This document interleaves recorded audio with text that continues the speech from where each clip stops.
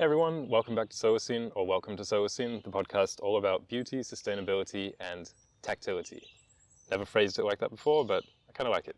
Today we are talking about newspapers, and we're going to be ranking them by aesthetic, or ranking them by vibe or appearance. We don't know yet what we're going to title it. It's also not going to be a comprehensive list of newspapers because it's taken from what was being sold at our local news vendor. What's the name of that place? MultiMag. It's going to be taken from the offering at MultiMag, which is, as I say, far from comprehensive, but perhaps a decent cross-section, I think, of the world's newspapers with a bit more of a Quebecois flair than most people will be used to. So we have 8 that we're going to rank, and after that we're going to talk about our general thoughts or lessons about the design of the news, and then we're going to kind of conclude by talking about our imagined perfect newspaper and how that one would look. Yes, and also welcome to the Rock. Yeah, welcome to the Rock. This is our first time recording on the Rock. We used to hang here a few times. Yeah, we frequented this rock, but lately we've been hanging out in a grassy knoll. It's mossy, and there's even more birds than usual. There's even more mosquitoes than usual.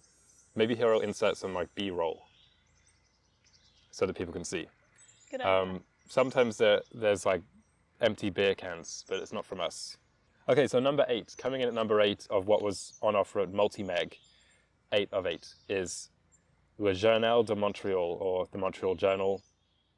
A very ugly newspaper. I'm going to insert a picture here. I thought while looking at it, this is very tabloidy. It's very colorful, but I don't think that works for most newspapers. Tasteful, the New Yorker kind of way. Not very tasteful. It's also massive.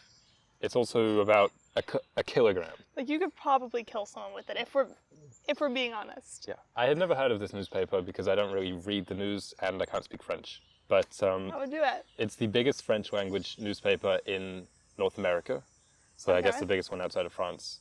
And when I looked online, it is in fact classified as a tabloid. So that's why when I was looking at it, I kind of thought this is a tabloidy mess, because it is. Number 7, immediately above that, is USA Today. This is similarly very colorful, so I'm already noticing a bit of a trend here. Mm-hmm. Very graphic heavy. It has a kind of modern style. It has that shade of like light, bright blue, which is just very digital and doesn't look very good in print, I don't think. Yeah, USA Today seems like it should have remained on like TV and news. It shouldn't have become print. Yeah, I was thinking about that as I saw it. I was like, this feels like the Today Show or something like that. It has that glossy kind of corporate sheen that most like morning news shows have.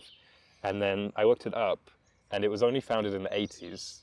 And upon its founding, it was criticized as a television you can wrap fish in. That's the vibe, so, isn't it? Yeah, that's the look of that one. Number 6, the Globe and Mail. This is kind of the biggest one in Canada, or 1A, 1B. 1A, 1B with the Toronto Star. As such, it has that trademark Canada red, which I think is one of Solacene's kind of design nemesis. It's true. I like the Globe and Mail in some ways. No. I'll say. Why? That's why it's not number 8. Okay. It has interesting journalism, variety. I'm not talking about the journalism, I'm talking about the look of this. The vibe is true. It has a good variety, but it's too much variety. The paper is glossy.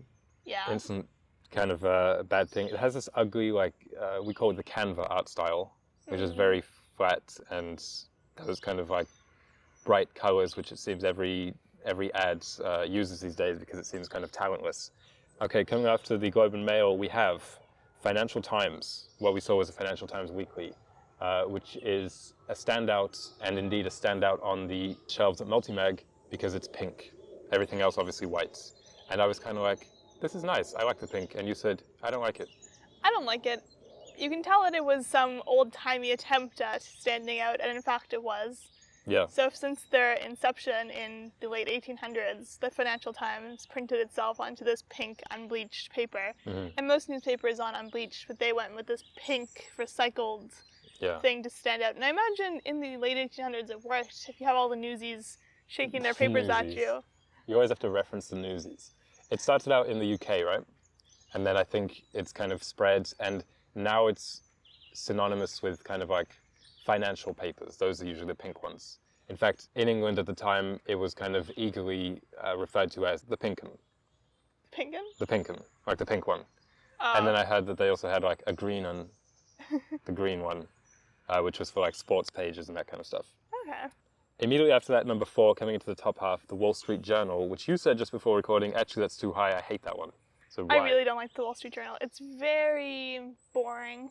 But this is the trend, like we're getting simpler at the top, we're getting more minimalist and It's chic true. and classic. The Wall Street Journal is classic. Mm-hmm. Even more classic than the New York Times when you're just kind of looking at it. Yeah. It went for, like, on the front cover, there was, I think, one picture, and it was very small, which is very bold, Exactly. I would say, of saying, we're just going to smack you with a bunch of words. But I believe when I opened up the Wall Street Journal, there was just a lot of, like, whole-page ads, which I don't like, for, like, Google and stuff. Well, that's more about content. If people are interested in the contents of our ideal newspaper, listen to last week's episode where we came up with 10 stories that would be in there. Yeah, but the vibe is fine. I think we could have in the Solacene a text-based newspaper, maybe even no photos. I like the name of the Wall Street Journal. Yeah. Wall Street. It makes me feel like I'm gaining financial skill just by reading it. Okay. Like I'm wealthy just by reading it. If you were to show off at a cafe with your newspaper, I think that would be up there. Depending on who you wanted to show off to. Yeah. On the Wall Street Journal, on the front page, they have a What's New section. Except what I love about it is it says What's News. And I was kind of like, this is a weird, was this a typo originally and they kept it in? But I guess that's just, and now they have a podcast, Boo, We Hate Podcast, which is called What's News. Okay, that's which I think you funny. briefly listened to, or was that something else? No, I listened to The Economist. Oh, excuse me. The top 3, the fabled top 3. Number 3, the New York Times. Classic. What can we say Just about classic. that hasn't already been said? Good photography. Yeah, good fonts. Good fonts. Great typefaces. Yes. I think that the New York Times is just the default in people's, at least in my head, when you think newspaper, you picture the New York Times, and I think that shouldn't be overlooked. I mean, it's a tough task these days to be so kind of dominant in the consciousness of a whole medium like that. Mm-hmm. After the New York Times, this one is cheating not just a little bit, but a lot, because it's just one that I found in there that I really liked, which is the New York Review of Books. Not a newspaper, it's a magazine on art and culture and literature. What's the difference, you asked, between a newspaper and a magazine? The fold? Oh yeah, it wasn't folded, which was interesting. It was the same height as a newspaper, but it didn't have that fold in the middle. I think, would it just be harder to hold like that? Or would it be easier because it's not creased? You decide, let us know in the comments. Mm-hmm. I guess newspapers come out much more regularly, daily, and magazines much less regularly, weekly or so. The New Yorker, how many editions do you think they have a year? They have 52, don't they? 47. 47? Yeah, and the New York Review of Books, the one I'm talking about, I think it's twice a month. Okay. So. Yeah, we were looking at some of those monthly editions of newspapers. So it's like The Atlantic, for example, they have weekly newspapers or even daily ones, but then they have special editions that are like the climate edition, the January edition, and those are like bound and look more like magazines, glossy.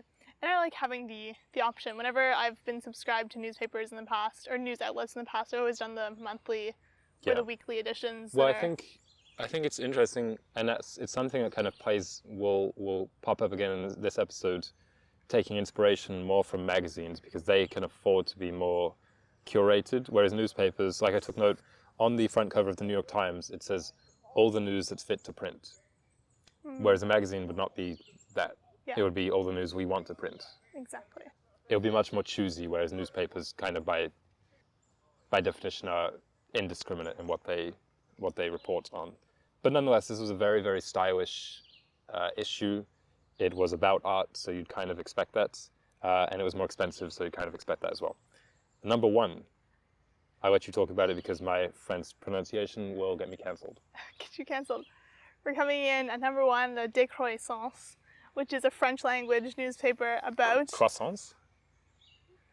It's about baked goods. Yeah. About news through a degrowth lens.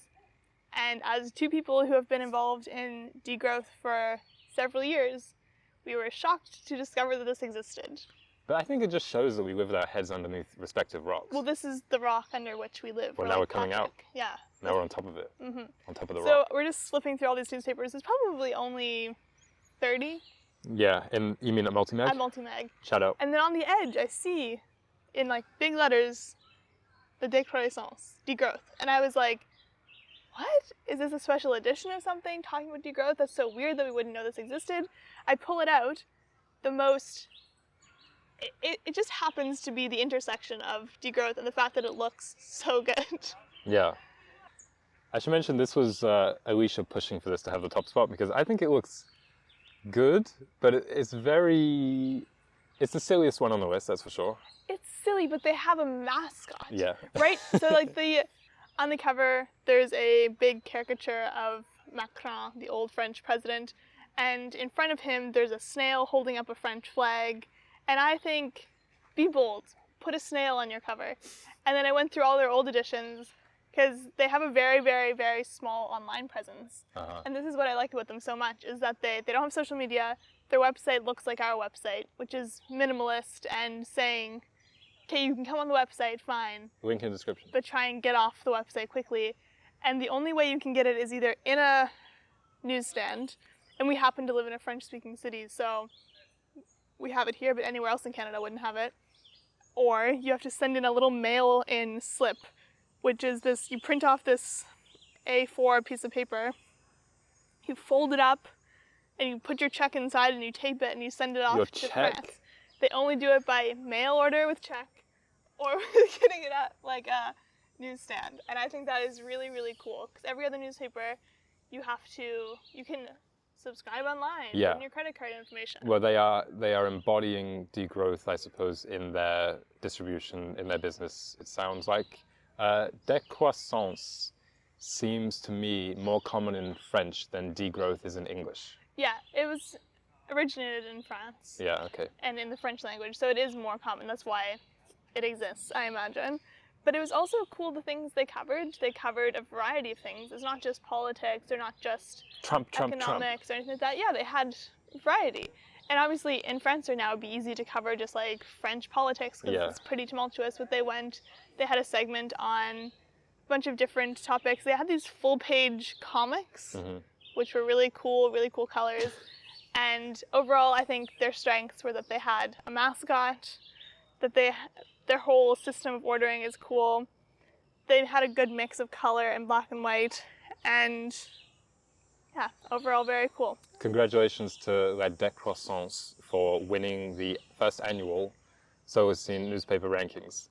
I don't think it's going to change much year by year because newspapers tend not to, but you never know. And that's our ranking. Now we'll get into some general thoughts and lessons, and I think the very first thing I want to discuss is said mascot.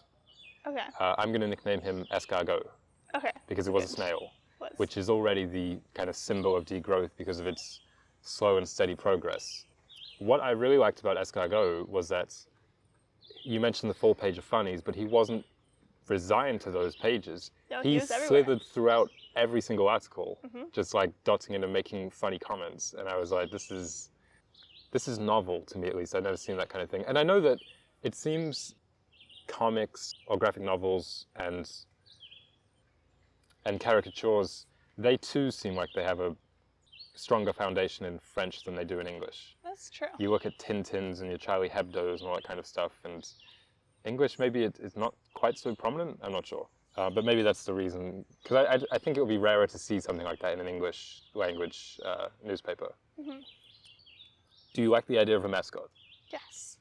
Why? We had this idea before we even saw this, I believe, because in our zines we created a mascot. Yeah, shout out to our Solacene zines, which if you want to buy, or at least look at them, similarly, the link in the description. They're much smaller than newspapers, but they are and printed. So I like the idea of a mascot as a sort of tour guide of, it could even be a dark article, but you maybe have your little snail or your, in our case, dragonfly saying a little fact or something, and it lightens it a little bit. Yeah, it could be interesting. When you think about different contexts, it could be various things. It could be like the voice of the editor.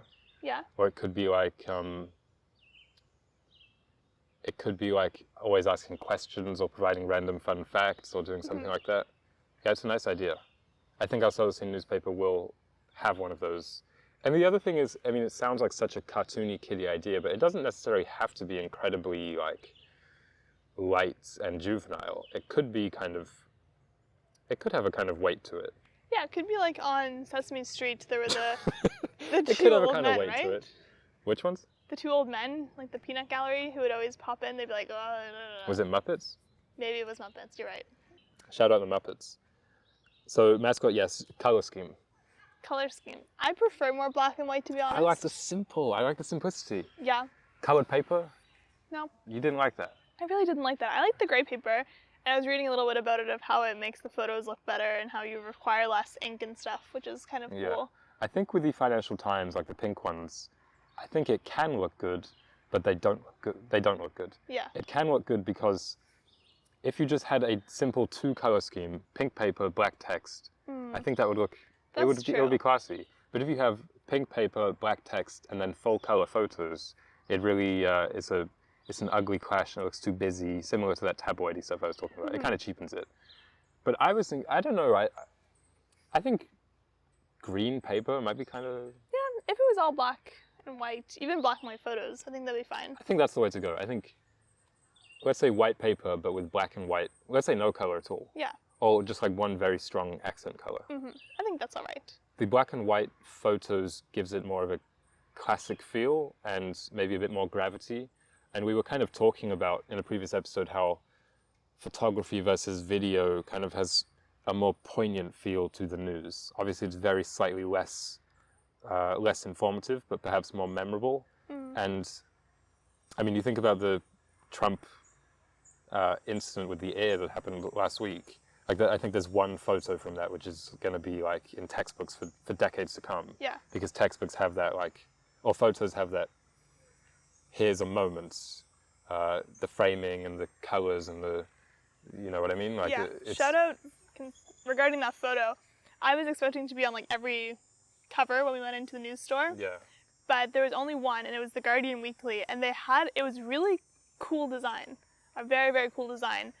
It was an all blue cover, and just really, really small in the center was a small square photo of Trump with like the blood or whatever. And I thought that was really cool because I usually hate the Guardian covers, and I was like, this is good. Just look at that cover. Maybe I took a picture of it so we can put it up as well. And I think that was really interesting, and that's the photo on everyone's mind this week. Yeah. And I thought it was neat they put it on the cover, but saying, I think it was really tiny, and the caption was something like, does everything change? Or like, does this change everything? Which I think is cool, because then on another newspaper, it was like a walker with like the U.S. Presidential seal on it, saying like, this enough's enough, you both need to resign, but just not as artful. Yeah, I think there's a place for those kind of comics, but not on the front page. Yeah. Like people always talk about like the Time covers. I always think those are slightly too kind of, they grasp too openly at trying to make something like iconic, because they feel this burden of like responsibility that, oh, it's time, we have to do something we have to be the guys for this. But I think sometimes simpler is best, and yeah, even black and white. Black and white can add that kind of classic air. We watched a movie called The Bike Riders a couple of weeks ago in cinema, which is partially inspired by photography from the era of like motorcyclists from the 50s, I think, in the US. And during the credits and sometimes during the movie, they would reference these black and white photos from this photojournalist. And I was kind of remarking afterwards how much more poignant or classic the film itself would have been if it had been in black and white. Yeah. So I think it's a similar case here. The name of the paper. I'll toss some classics at you. Okay. The Observer, the Post, the Journal, the Gazette, the Chronicle, the Herald, the Times, the Today, the Tribunal. For me, the Herald really stands out. I like Gazette. Maybe it's because our university paper had Gazette in the title. Did it? It did, yeah. But I think if I was going to choose one, them. Yeah. Unfortunate. I think for the Solacene one, it would either be the Solacene Gazette or the Solacene Herald. I have a name coming up later that will knock your socks off, but I was just tossing out those kind of regular ones for you. Just feel around. Yeah, to feel around. I like the Herald. We talked about how news has developed from Herald to print to radio to TV to internet.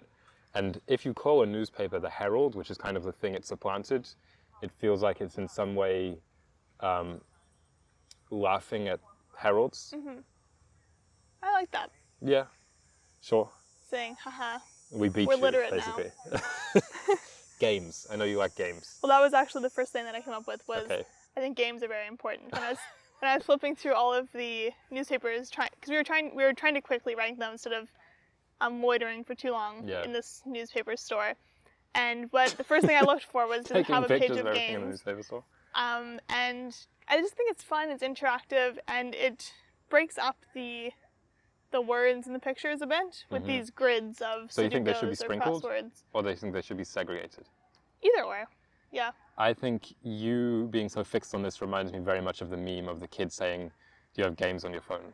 Do you have games in your paper? Yeah, like going to the Wall Street Journal when your dad's reading it and kind of pulling on his sleeve and saying like, can I have the crossword page or something like that? Yeah. Well, I like it because it's a communal thing of like, oh, did you try the New York Times crossword puzzle? Yeah. And I know people who are like really into the New York Times crossword puzzles, the daily ones. You also have to like wait for the answer sometimes for like the next day, which I think is cool. We had that a few years ago with the Wordle craze. Remember that? Yeah. That was like a digital version of it. Exactly. I have to say, I think the crossword is, for a reason, the definitive form. I noticed on the New York Times website that they have a weekly, I'm sure a lot of other newspaper websites have it too, they have a weekly trivia quiz about what happened. Have you been reading attentively, basically? Have you been paying attention? And I was kind of thinking, the crossword almost makes that redundant because it was always a little bit topical anyway. So it's always, without being so on the nose, it's always kind of a, are you keeping up with the news kind of thing. They're also quite difficult. Oh, yeah. We tried them very briefly. Yeah, we went through a crossword phase and it was just... It's because we don't pay attention, because we don't read the news is the problem. Yeah. It'd be like, this Republican senator, blah, blah, blah. And I'm like, I don't know. We're not great with history. Yeah, I mean, I know the history of cartoons and stuff like that. If there was a Pixar crossword or something, we'd be killing that one. You have also been recently on your Sudoku grind, or Sudoku. Let us know in the comments how you think that should be said. And I think it's about the routine of it, right? And it's about the pencil on the paper and gets your mind working in a way that since grade school it very often doesn't have to. And I think that's why people like those. Font.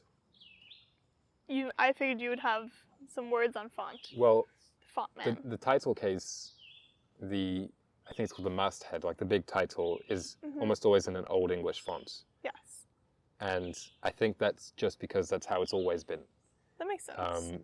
Because, as I said, most newspapers today, even like the American ones, took their cues from English ones, which probably have long-standing institutions around Europe and Germany and that kind of stuff. Do you like them?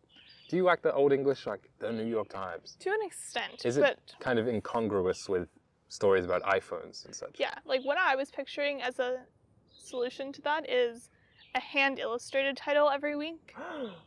So maybe you could have an in-house illustrator who like has a specific style. Wow. But I think, because it's cool, I like how the letters each have their own motifs and such.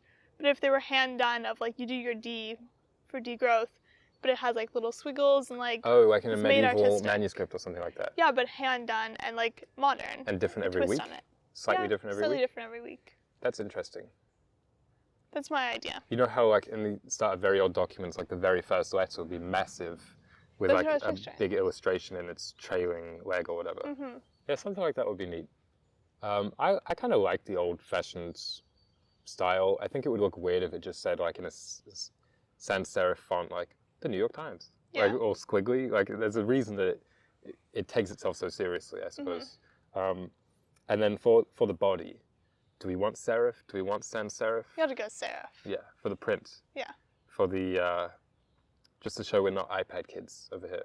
Yes. So we can use like, I think the New York Times uses one called Imperial, and I think Washington Post uses Georgia. Don't quote me on that because I'm not a typography master. For our zines, we have used something called Cochin, which I stole from a book that I read. I don't remember which one, but it was a novel that I read that I really liked. And I was like, we can just print in this as well. And it's a serif font. I think it was good. I think we just use Cochin. Yeah, let's That's just already stick with Cochin. that's already the in-house Solacene font. Yes. So I think we could use that one. And then any trademark features. We already talked about the funny little dude. all the eyes are dotted with snails, obviously. If you zoom in incredibly close, you Yeah. see they're all, but That would since be it's so funny. black and white, nobody notices. Yeah. As I said, the New York Times on the cover, it has all the news that's fit to print. And I thought, just in a little box to the side, so kind of a tagline, I thought we could have something like that as well. Okay. I like that. The degrowth one, the tagline was a journal about well-being, which I liked. But like we would do something different. Perhaps for the Solacene one, it could be. I had a haiku, I'm just saying. Oh, okay. I had a haiku. Hit us. So instead of saying all the news that's fit to print, a haiku seems much wordier and like it wouldn't fit in a box, but I think it'll be fine. Yeah. Newspapers are big. The text is very small. Should it be very small? Yes. Yeah, the text has to be like It said 8 tiny. to 10 is the standard. Really? And I was also reading about why it was in columns, and it's so that you could have it folded Yeah, of course. on your commute and still read it all, which makes sense. I'll save the haiku for the end because it's a little bit telling as to my idea for the name of the newspaper. Okay. Any other trademark features? Any other thing that makes ours distinct? We mentioned a mascot. Yes. You said could be the dragonfly that we use in our zines already. Yeah. Dragonfly landing on stuff. Dragonflies like paper, I think. So that could be, the dragonfly. Maybe a little bit less doodly and cartoon than the one that we currently have. Yeah. I'll put him on screen. If you imagined a more kind of slightly more detailed, realized version of him or her, who we affectionately call the tour guide, then that could be the mascot for the Solacene newspaper. And he tends to affect a very verbose and articulate kind of pretentious tone, which I always find hilarious, because for our zines we'll write in a generically Solacene kind of academic adjacent way, but then he will come in sounding like he swallowed a thesaurus, because he often did right before, and I always find that really funny. Like, his very first word in one of the zines is salutations. Yeah, this reminds me of that meme of Willem Dafoe talking about one of his characters. He's like, he's gay with like a Finnish flair, and he like. I've never seen that meme. You have to look it up because it's just him like talking about one of his characters, and it's what you sound like talking about. Okay, excuse me. Okay, so games, color scheme, font, name, trademark features, the layout.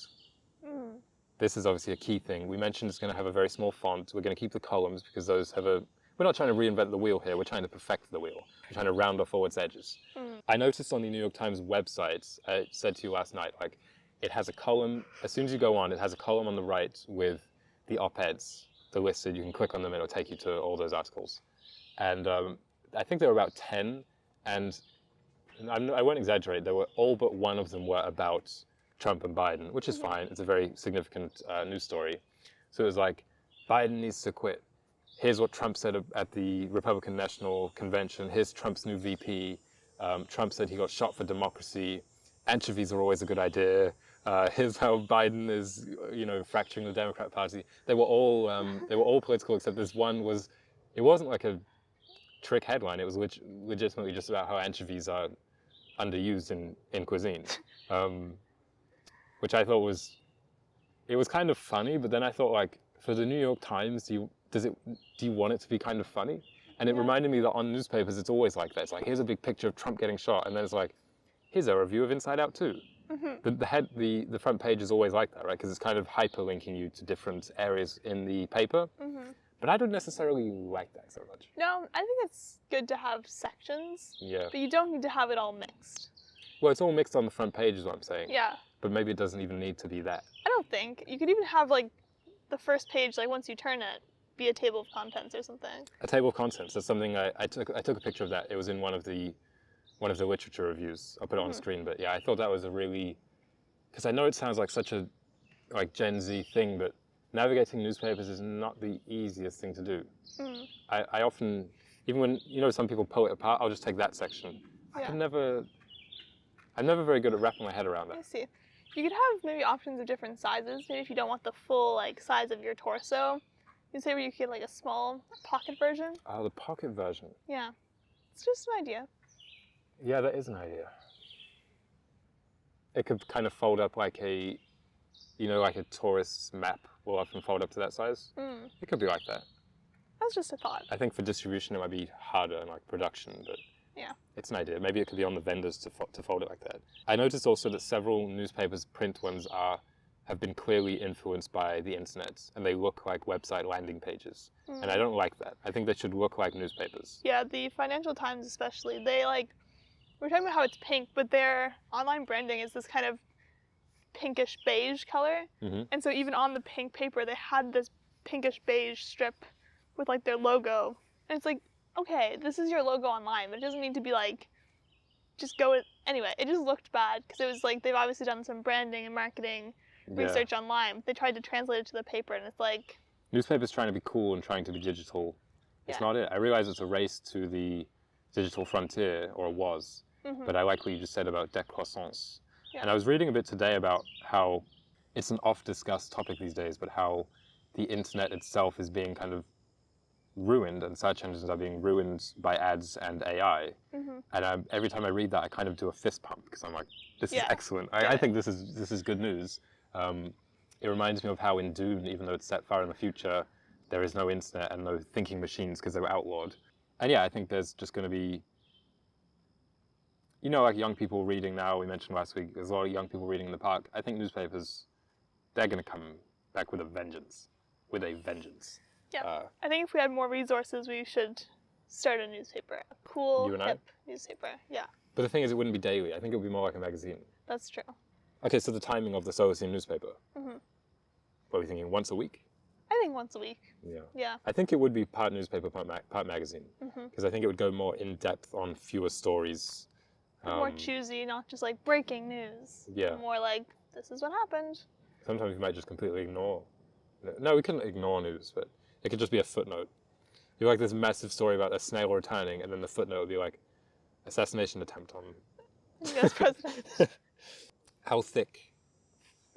I think like magazine thickness, honestly. Like the standard magazine thickness. So not very thick? No. Okay. I really don't like when they're too thick because it's kind of like a waste of paper. Especially if you're going to have tiny font. Yeah. And it's just more choosy. And I was thinking, obviously we're going to talk about this in the future a bit more.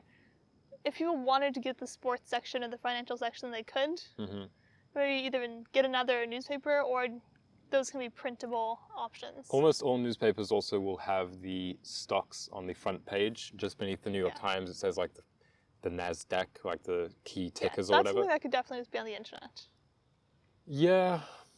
It seems a little bit outdated these days, but I'm sure someone like Warren Buffett would disagree with me. Shout out Warren if you're watching. I always kind of like the stock aesthetic of Wall Street. It's kind of funny. As I told you, as you know, I very briefly, but enthusiastically, attempted to become a day trader. And part of it was just because I thought the prospect of like watching stocks and seeing the graphs, there's something very aesthetic about it. Of course, I have no financial knowledge whatsoever. So you're really just going by vibes. It didn't go so well. You're like, yeah, silver. I'll invest in silver. Okay, and distribution. So we have MultiMag, which is the newsstand in Montreal. First of all, I want to address that term. I picture a stand to be like a literal shelf. Yes. So I don't like calling these, which are effectively stores or like the size of convenience stores, I don't like calling them newsstands. Yeah, but in Montreal, it's weird. I was trying to find newspapers outside of this store, and it's like they're not in they're nowhere. The dépanneuses. Like they're not in the corner stores. Can't find them anywhere. No, except for these one. They must have like Monopoly on it. And yeah, I think there should be more newsstands that are actual stands, just newspapers, maybe packs of gum. You mean on the sidewalk? On the sidewalk. And I think more people would read them. Imagine if there was one in the park. Certainly. I have two words to go along with that. Child labor. As we said about the newsies on the street with their hats, extra, extra, read all about it. There's a reason those magic 5 words are ingrained in the consciousness, and it's not because adults used to say them. It's because the children crave children used to say them. Children crave. They need to work. When we think about the paper route, the magic of the paper route. Let's think about the paper route. Wake up at 3, get on your bike. That was my dream as a kid. Dogs will chase you. I used to want to do that as well. Yeah, I really wanted to be a paper kid because we had them. Yeah. Like, the kids were the ones who delivered the paper until Really? I was probably 12 or something. I guess you were somewhere more walkable than I. Yeah, a bit I was more. was a car guy. Well, that was the problem of I wanted to, but my mom was like, well, we'd have to drive you. Because it was a bit unwalkable. Yeah. But I think a little, I like jobs for like 12 to 14-year-olds. Yeah, we're just. Because it's like, have your lemonade stand, you can deliver some papers for like, I mean, pay them a fair wage, don't pay them like pennies. No, give them, what, $5 an hour? Have your lemonade stand, deliver your newspapers, get in the mines, clean the chimneys, all of it. All those small spaces, really. We're just cutesily endorsing child labor. No, but I do think the paper route, yes. Extra, read all about it. Also, yes. I don't know. You could get over there with your hat. I mean, you could, because you could, as we know, have passed as a young child, a young boy on the stage. But I think I'm just going to leave that there. Also, you said about MultiMag, it's a store which will print all the newspapers of the world on demand if people want that. Yeah, I thought that was really cool. So someone just goes in and says, I want this from Bangladesh, and they'll just print it. They have the digital file. Yeah. I think it's a cool idea. Yeah, it's a good receptacle to have a few of those in the city if you want to go there. But mostly I think delivery is, it's the routine of it. Wake up, see the paper, get your section, read your coffee. I like that. You could also have the milkman. The milkman. I mean, this is getting just into fantasy, but the milkman could maybe even deliver the paper. Yeah. With the milk. Who knows? And then the paper itself. We already mentioned it should be rough, not glossy. Yes. It's called newsprint. It was invented in Nova Scotia. Yeah, newsprint was invented in Nova Scotia. Wowza. And I was kind of looking at the recyclability of it, and I think the wood pulp can be recycled up to 5 times. I think because newsprint is already the thinnest and worst quality paper. Almost. Besides what film books are printed on. That's the actual worst. But in any case, I don't think recyclability, I don't think it's a major impact because it's just so garbage anyway. On the New York Times, sustainability kind of goals, they mention a few things, but none of them are, we're going to use recycled paper per se. Because it's more expensive, and they just say, we're going to responsibly source our paper because it's a sustainable resource anyway. So I think it's fine. Okay, and now we'll get into summarizing what we just said, basically some conclusions, and filtering that towards how we can design our ideal, beautiful, sustainable, tactile Solacene newspaper. Ba-da! So I'll get to that haiku, which I said should be on the front page of it. Word spreads among birds, as and before the sun crests. It is time to sing. Nice. And the image of this is kind of it's like a healthier version of Twitter, I think, where Twitter kind of demeans its users or X by saying everyone's just twittering. You know what I mean? They make that sound like such a kind of menial or gossipy thing. Twitter, that's not a nice kind of, it's not a very important verb when you're talking about speech. But if you're talking about songbirds, they ring in the morning. And I like this idea that it's not necessarily the newspaper proclaiming itself as a songbird to which everyone listens or wakes everybody up. It's also kind of an aspiration for its readers to be, you know what I mean? It's about how we respond to the news. I think in so much of the blanket criticism of news media that goes on today, there's very little talk comparatively or responsibility put on the readers of it to, how do you react to this kind of thing? How do you share it? And I think song is a nice metaphor for that. I like that. Sticking with the bird idea, a good name for a newspaper could also be the carrier, as in the carrier pigeon. Yeah, that might even be better than what I had. But then the problem is the distributors will be called carriers, and it's a little bit much. I think it should be called pigeons. Anyway, what was your idea for the title? The Solacene passerine. Because passerine is a category of birds which includes all the songbirds, I think. Okay. And Solacene, passerine kind of rhymes. I just think it's pretty. Okay. I think they're often a slightly outdated or slightly obtuse noun. Tribunal, it's what is that?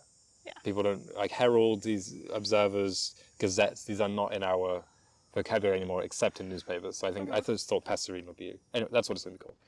So just some general design notes. We're going to contrast a serif font and a almost entirely black and white color scheme with our funny little dude, who will be either a dragonfly or, now I said it, probably a songbird. Okay. That makes sense. maybe he or she can be the only one who's in color. Okay, I like that. And they are kind of, maybe they always have a rhyme, because I mentioned the haikus songbird, and he or she dots through the articles commenting fun Maybe facts. that could be one of the games of he does actually dot one of the eyes. Yeah, You have to find him. or there's a puzzle using all of the rhymes from the thing from throughout the paper, like it spells something out or something like that. There's a word encoded in there. This is getting a little bit too much of a scavenger I hunt. like it. I'm also thinking, because we often make zines with our semesters, what if we make a newspaper at the end of the semester? Ooh, And we get it printed on like newsprint and everything. a massive newspaper. Not necessarily massive. It could be like 4 pages. Yeah, it has to be massive, thick. No, but I mean size-wise. Yeah, full size. That would be fun. I think we should try and do that. But also, the thing with the newspapers is that kind of, by definition, they are about the news of the time. So why would someone, we're only going to make one edition of this, I assume. So why would someone want to buy that in a year from now? I don't know. I don't know either, but I think we'll think about that. We'll we workshop could do that. fake news from the Solacene. You mean predicted news? Yeah. Fake news from the Solacene.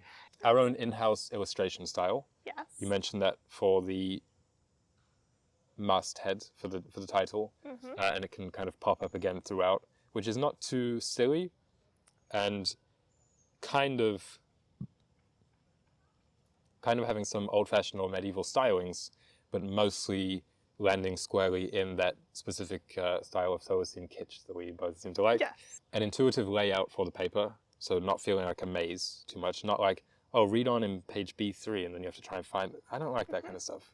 I don't like that too much. But a table of contents. Yes. Not too long, but dense. Densely packed with a small font and lots of stories. Lots of words. Yes. It's a newspaper. And strong photography. When there are photos, they're going to be done by professionals. They're going to be done by the Peter Parkers of the world. Sure. We will maybe have a vendetta against a local superhero. Perhaps. That could be our thing. It might happen. I was going to say some poetry, but I guess that's the bird's job. Yes. And also it'd be very hard not to bias, not to be like openly biased with that. I think we want to be fair. Yes. I don't think we want to be selling too many agendas here.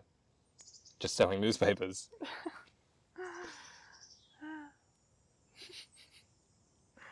So I think the only other things I had were variety.